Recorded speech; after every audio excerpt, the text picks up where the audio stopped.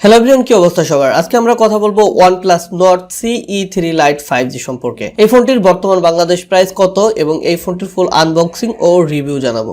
তো চলুন ভিউয়ার্স, মূল ভিডিওতে জাম্প করা যাক। তার আগে যারা এখন পর্যন্ত আমাদের চ্যানেলটি সাবস্ক্রাইব করেনি, please subscribe our channel. Hello everyone, আমি লিমন হোসেন আছি আপনাদের সাথেই।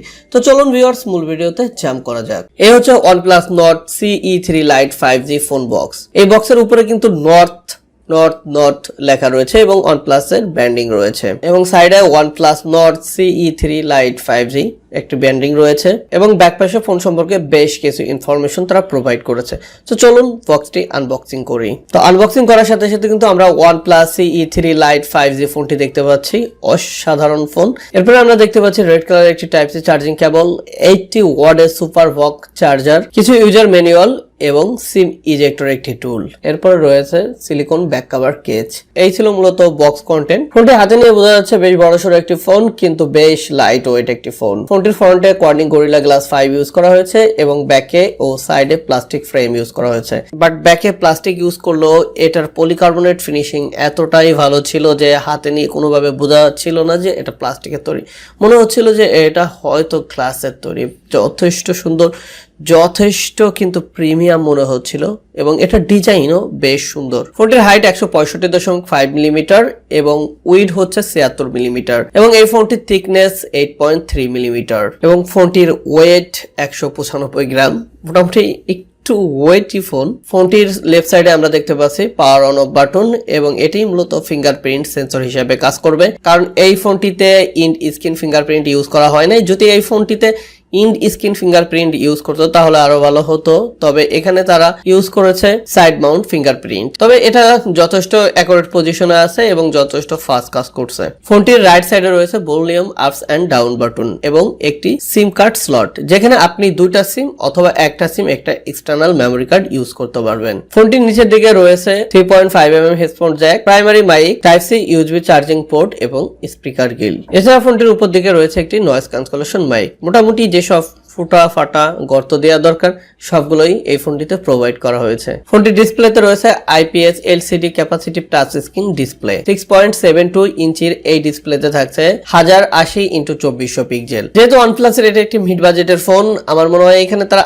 IPS LCD capacitive touch screen ডিসপ্লের পরিবর্তে যদি AMOLED ডিসপ্লে ইউজ করতো তাহলে আরো অনেক ভালো হতো। এবং এই বাজেটের ফোনগুলোতে আমরা সবসময় দেখতে পাই যে 4K রেজুলেশন সাপোর্টেড থাকে, কিন্তু এখানে শুধুমাত্র 1080x2400 পিক্সেল সাপোর্ট করছে। বাট এটার কালার মোটামুটি ভালো, এই ভিডিওগুলো বেশ সুন্দর এবং ব্রাইট মনে হচ্ছে এবং এই ডিসপ্লে রেশিও রয়েছে 20:9 এবং 392 PPI ডেনসিটি রয়েছে। ফোনটিতে রয়েছে 680 নিট ব্রাইটনেস এবং 120 হার্জ রিফ্রেশ রেটের সাপোর্টেড। মোটামুটি এই ডিসপ্লেটা একটি বেজেল লেস ডিসপ্লে এবং এটা কিন্তু একটি পাঁচ হোল শেপের ডিসপ্লে। ডিসপ্লের মোটামুটি সবকিছু ঠিক থাকলেও এই ডিসপ্লেতে যদি তারা 4K রেজুলেশন এবং সাথে তারা AMOLED ডিসপ্লে ইউজ করতো তাহলে আমার মনে হয় বাজেট অনুযায়ী এই ডিসপ্লেটা পারফেক্ট হতো। আমার মনে হয় এই ডিসপ্লেতে তারা কিছু খামতি রেখেছে, ডিসপ্লেটা বাজেট অনুযায়ী বাজেট ফ্রেন্ডলি হয়নি। ফোনটিতে অপারেটিং সিস্টেম হিসেবে থাকছে Android V13 Oxygen OS, মোটামুটি লেটেস্ট একটি অপারেটিং সিস্টেম বলাই যায় এবং ফোনটির চিপসেট হিসেবে রয়েছে Qualcomm Snapdragon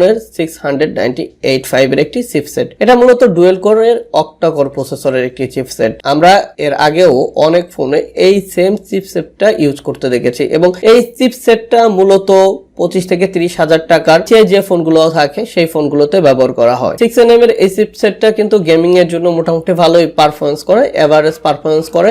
এটা দিয়ে আপনি যে কোনো ধরনের গেম খুব ভালোভাবে স্মুথলি রান করতে পারবেন। বিশেষ করে ফ্রি ফায়ার, পাবজি লাভার যারা আছে তারা এই চিপসেট দিয়ে কিন্তু এই ফোনটি মোটামুটি ভালো গেম খেলতে পারবেন। আমরা বেশ কিছু গেম খেলে দেখেছিলাম, পারফরমেন্স মোটামুটি ভালো ছিল।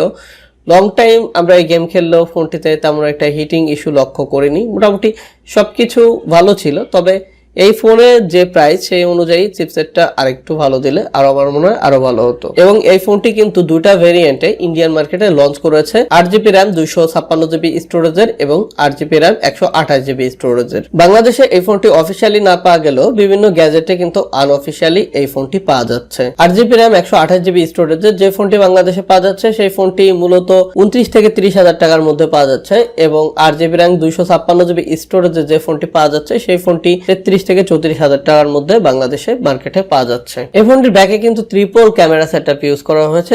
দুইটি ক্যামেরা হোল্ডিং এর মাঝে কিন্তু তিনটা ক্যামেরা তারা বসিয়েছে। মেন শুটার যে ক্যামেরাটি রয়েছে সেটা হচ্ছে 108 মেগাপিক্সেলের বড় সড়ো একটি ক্যামেরা বলতে গেলেই চলে এবং এটির অ্যাপারচার রয়েছে 1.7। এছাড়া যে দুটো ক্যামেরা রয়েছে একটি হচ্ছে 2 মেগাপিক্সেলের ডেপথ সেন্সর ক্যামেরা যার অ্যাপারচার 2.4 এবং অন্যটি 2 মেগাপিক্সেলের মাইক্রো ক্যামেরা যার অ্যাপারচার 2.4। এটা কিন্তু বেশ হতাশাজনক একটা ব্যাপার যে 30,000 টাকার বেশি একটা ফোনে সেই ফোনে কিন্তু কোনো আল্ট্রা ওয়াইড সেন্সর নাই। এটা আসলে ভাবতে একটু খারাপ লাগে। OnePlus এভাবে লঞ্চ না করলেও পারতো। তারা এখানে 2 মেগাপিক্সেলের একটি ডেপথ সেন্সর ক্যামেরা, 2 মেগাপিক্সেলের একটি মাইক্রো সেন্সর ক্যামেরা না ইউজ করে বরং একটা যদি আল্ট্রা ওয়াইড ক্যামেরা ইউজ করতো তাহলে আরো ভালো হতো। মূলত এই ফোনে কিন্তু একটা ক্যামেরা ভালোভাবে কাজ করবে, সেটা হচ্ছে মেন শুটার ক্যামেরাটি এবং যে দুইটা ক্যামেরা সেন্সর রয়েছে ডেপথ সেন্সর ও মাইক্রো সেন্সর 2 মেগাপিক্সেলের, এগুলো তো মূলত কোনো কাজেরই না। এটা দিয়ে তেমন কোনো কাজেও আসবে না। মেন শুটার দিয়ে তোলা ছবিগুলো মোটামুটি ভালো পারফরমেন্স করতেছিল। সানলাইটে এর পারফরমেন্সটা বেশ ভালো, ছবিটা বেশ ব্রাইট করে ফেলে এবং ছবিতে কিন্তু ডিটেইলস গুলো ঠিকঠাক ধরে রাখতে পারে। ফোনটির ফ্রন্টে ইউজ করা হয়েছে 60 মেগাপিক্সেলের একটি সেলফি ক্যামেরা। এটি মূলত একটি ওয়াইড অ্যাঙ্গেল ক্যামেরা এবং এর অ্যাপারচার রয়েছে 2.4। সেলফি ক্যামেরা দিয়ে তোলা সেলফিগুলো মোটামুটি বেশ ভালোই, খারাপ না, সোশ্যাল মিডিয়াতে শেয়ারেবল যোগ্য এবং এটির ক্যামেরার রেজোলিউশনও মোটামুটি একেবারেই খারাপ না। তবে এই ক্যামেরা দিয়ে আপনি সর্বোচ্চ 1080p 30 fps এ ভিডিও রেকর্ড করতে পারবেন। ফোনটিতে চার্জিং ব্যাকআপের জন্য রয়েছে 5000 mAh এর লিথিয়াম পলিমার নন রিমুভেবল একটি ব্যাটারি এবং এই ব্যাটারিকে চার্জ দেওয়ার জন্য রয়েছে 80 ওয়াটের সুপার ভক চার্জার, যেই চার্জার দিয়ে আপনি 0 থেকে 80% চার্জ দিতে সময় লাগবে মাত্র 30 মিনিট। বেশ ভালো একটা সুপার ফাস্ট চার্জার তারা এই ফোনটির সাথে কিন্তু প্রোভাইড করেছে। এই ছিল ফোনটির A to Z। ফোনটি আপনাদের কাছে কেমন লাগলো সেটা অবশ্যই কমেন্ট করে জানাবেন। আশা করি সবাই ভালো থাকবেন। দেখা হবে নতুন কোনো এপিসোডে। ধন্যবাদ সবাইকে।